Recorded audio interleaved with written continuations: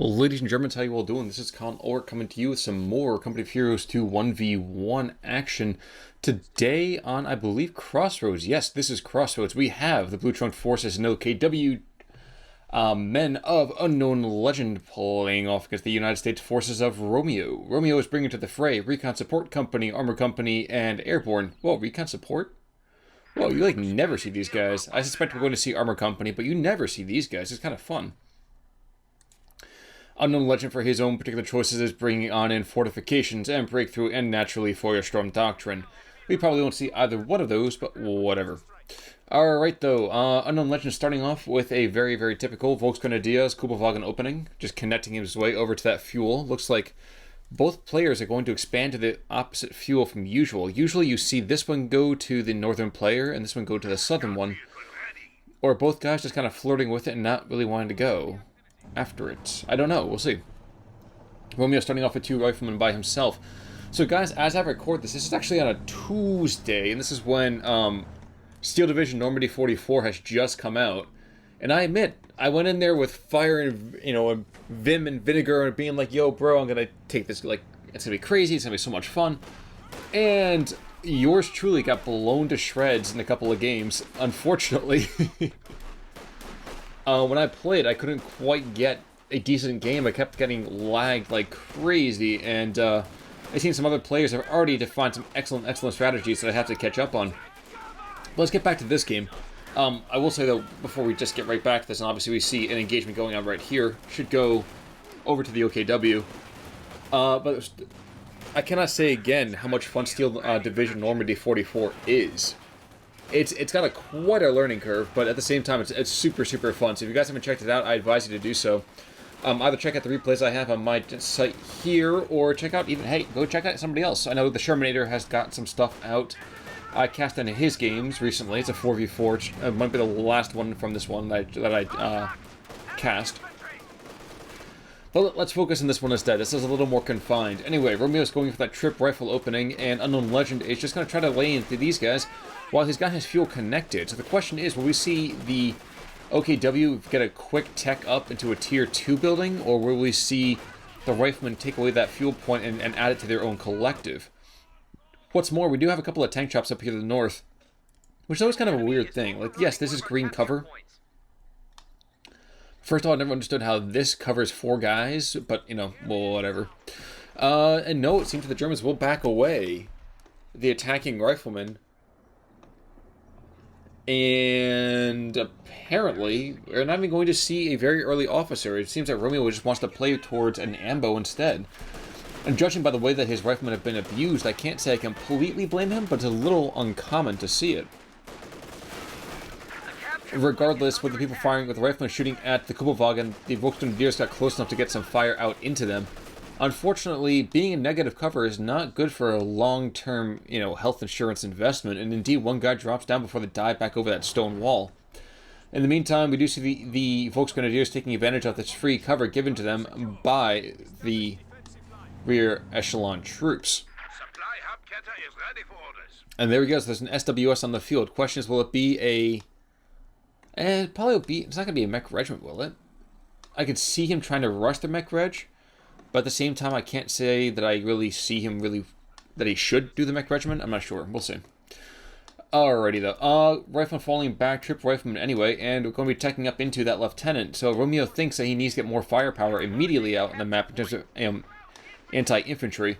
And when his troops run up against Volksgrenadiers as rear echelons, I can't say I completely disagree with him. Regardless, the Americans, even though they're forced back into their own base sector, it's still early enough that they don't have to be too concerned. Indeed, you do see 2 riflemen over here beating on a Volksgrenadier squad as the third one comes out to pound on this Kubelwagen that's got the other 2 riflemen flanked. Let's get back up here to the north to see the rear echelons get shot to pieces. Indeed, they're dropping down to 2 models. 1 model stays still and you get... Okay, guys, if you fire on the move, you're not as accurate. Oh, well. Get back to the descent of the Sturm Pioneers in the middle of a very ugly Oreo. Starting to turn the ground red with their own blood. You see one of the poor numbers stretched out in the ground lifeless there. Battle Group Headquarters has come in. Are we going to see a medic coming out of this? I don't know. But with the lieutenant... Actually, we probably will see the medic coming out. Probably will not see the forward retreat point, because, hey, that thing's like, what, 3 feet further? But, whoa. AA half-track? That's weird. Shoe mine's out on the map, so good thing that this lieutenant doesn't have access to pineapples. Otherwise, that fruit might have been quite deadly. And indeed, no, we can see the lieutenant actually cut off the Germans from their own fuel, which is being decapped and recapped by the Americans finally. So, not the best position for the OKW to be in. And you see what I was saying before about the riflemen. Indeed, the entire U.S. roster, despite being pushed back on their own base sector, is easy to retake parts of the field. They have their fuel back in, they're going to have this VP up, and indeed they're pushing in on the center VP. And this is kind of a grab bag. Okay, so this is great cover, except that it's so easily flanked, and it's just a question of whether or not your opponent wants to be gutsy enough to move right down the middle of this road. Now, he's not right down the middle, perhaps, but now there's an AA half-track, there's a Strom Pioneers, and this entire area, I would argue, is a cauldron of death. To prove that, you just see how Strom Pioneers came down the road and lost a model immediately. Volksgrenadiers now have these guys in the flank, and they're cutting down some good numbers as well. But there is the AA half-track putting all 3 squads to flight. Yep, he already got a kill from that, so well done there. And Kopenhagen with a very, very opportunistic chase, trying to pick off a model here or there. Munitions point to the south is falling away from the Germans, and it looks like, yep, the Americans have things very well stabilized. Kopenhagen sliding over here to the fuel, though, might be able to decap that. Nope, not going to. That 50 cal is in the area. And that's just outside the firing, let's say, circle, that flak half-track. Kopenhagen, in the meantime, is not out of the firing arc until now of that 50 caliber, and that caliber is quite deadly to all light vehicles, and will be even worse towards this poor infantry, whose medics have not been trained in yet. Oh, there they are, finally. Good, we're good to go. AA half-track, will he set up behind this house? Good decision, actually. Rear echelons also, okay, ooh, weapon racks have been unlocked over at the U.S. base, so we see rear echelons with Zooks out on the map. Just the 1 or 2? Just the 1 for right now, okay. But AA half-track, falling back in the face, he could have been sitting up here and just put tons and tons of fire out on the 50 cal. Indeed, the 50 cal will get himself set up just in time to get blasted to pieces. Yeah, oh my gosh, never mind. Crazy amounts of firepower, and here comes the anti-tank rifle grenade. This is going to be bad. Ah, but no. Unknown legend pops concealing smoke and lives to fight another day. ISG being called on in the meantime, and as 2 squads of Volksgrenadiers come around to flank this lieutenant, almost even taking him out. Rifleman, in the meantime, taking a great amount of fire, taking out a couple of models here and there, but nevertheless is not the most healthy place to be in. So even as the Volksgrenadiers get pushed back on one part of the map, indeed taking grievous losses, they seem to be pushing forward on all fronts and taking back the American position, decapping this fuel point to the south, which will do quite a number to the economy of the U.S. ISG putting rounds down in the middle of the map, might be taking, yep, takes out that poor peasant's car. Okay, and we have Breakthrough Doctrine being selected here, so we have both the Sturmoffizier as well as the Panzerfusiliers. And those would be quite welcome additions to this army. The Panzerfusiliers are able to kind of allow some nice long-range firepower that, until now, the Volksgrenadiers are good with, but having these bad boys, so much better. AA half-track setting on up. Will he go for that? Yep, he's going to go for the 50 cal as the rear echelons will pound him with the Zook shot. But they're going to take their own pound of flesh as a price here.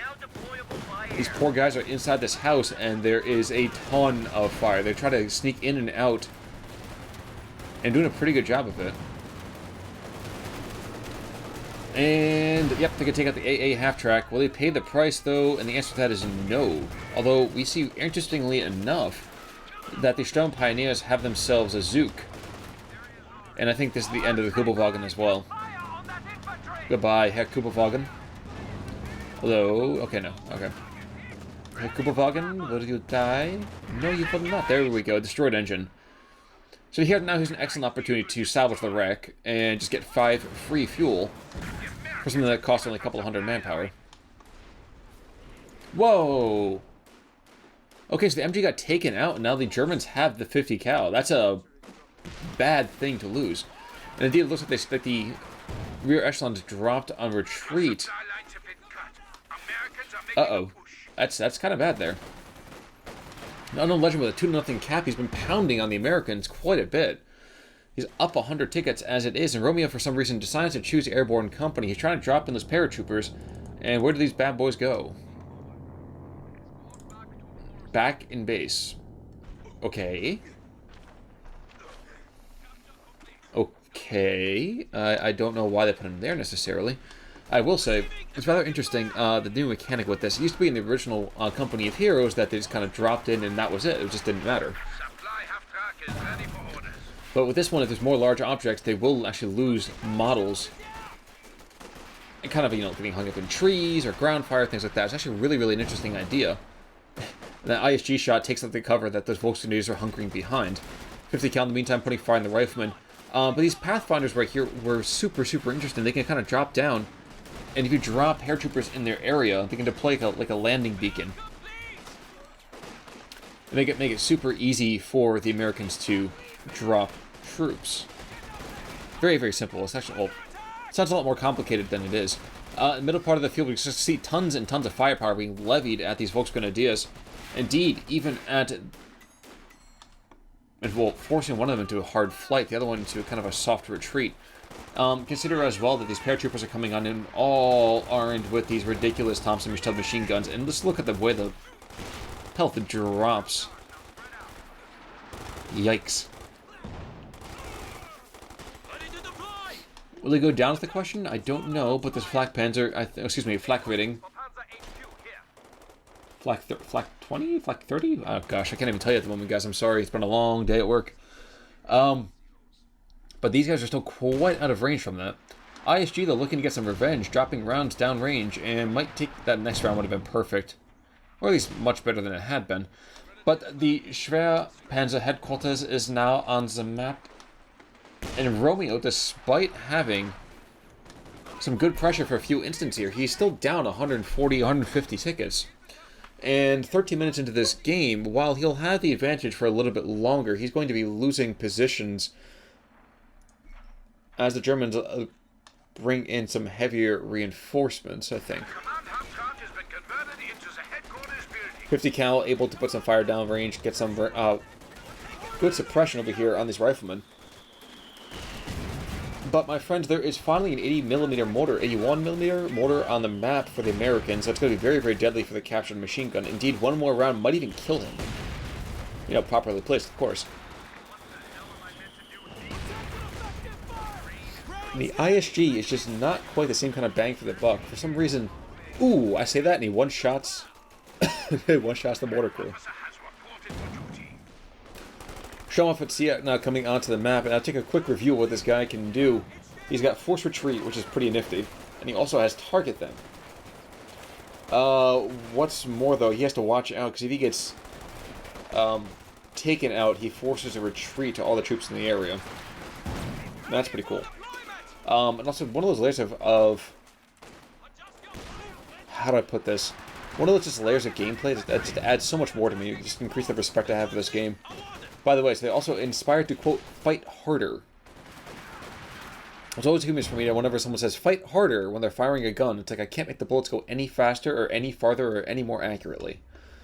But that's besides the point. Unknown Legend is up tickets, though that lead has dropped precipitously to about 120. And indeed, these Volksgrenadiers dive behind this built defensive position that he's got going on here. Now my question is, does Romeo have... No, he has no major. He's still very much a minor. But and the Germans have themselves a 2-to-1 cap yet again. As more riflemen kind of pour down, though, to put pressure on them, this might be enough to force them back, even with STGs, and yep, there they go. Lieutenant, though, falls back in the face of the threat of the evil Panzerschreck. Now, will the Americans call in a major? And if they're not, then why the heck are they not doing it?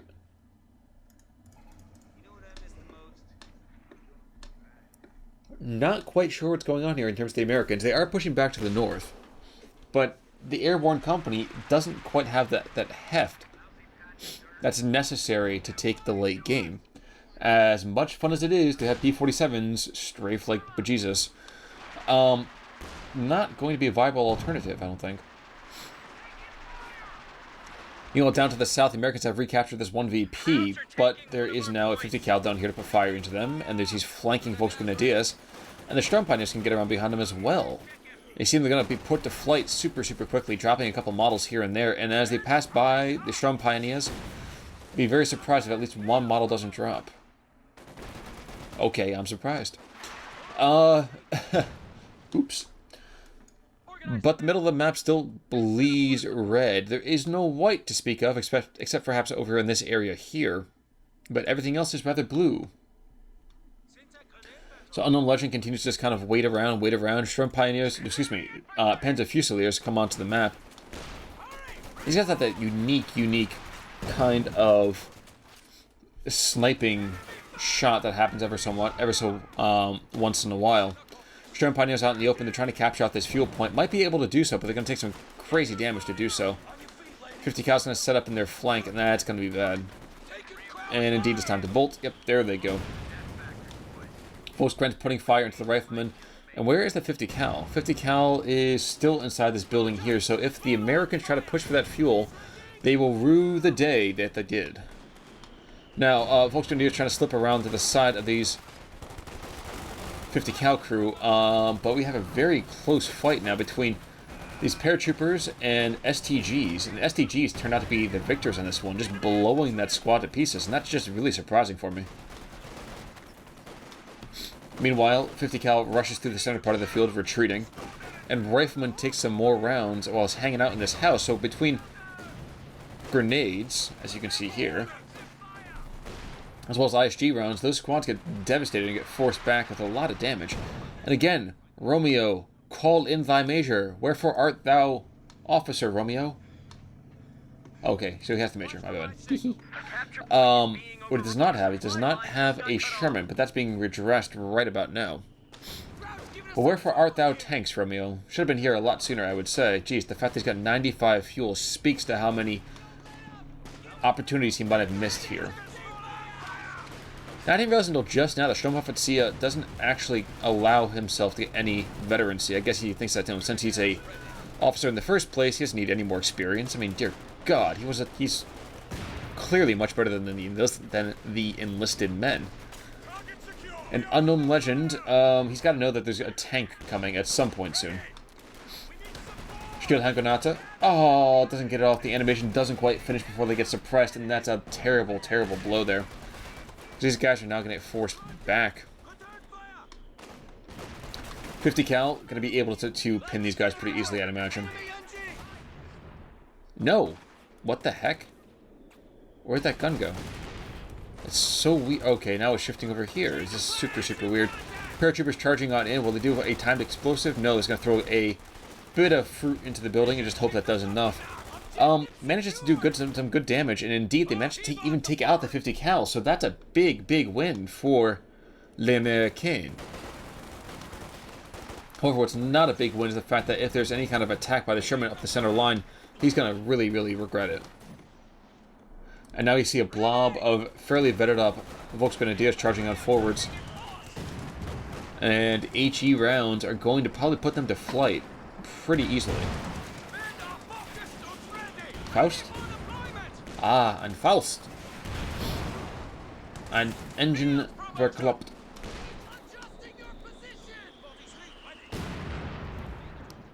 And we're seeing just that whole area over here trying to be locked down by both sides.